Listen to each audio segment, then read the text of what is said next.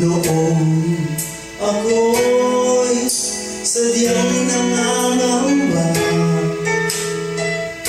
sa kalagayan sa eskwela,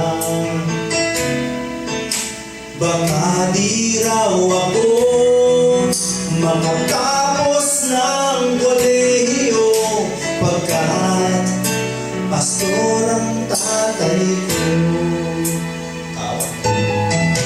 Kaya naman nagiging na lang sa mga tatay nila,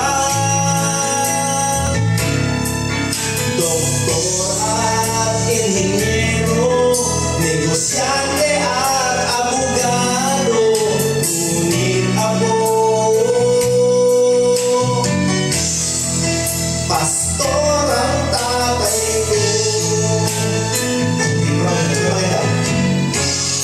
Ngunit di ko alam, sa akin ito'y karangalan, pagkat ang tatay ko ay tinawag ng Diyos upang maglingkod sa akin at sa'yo.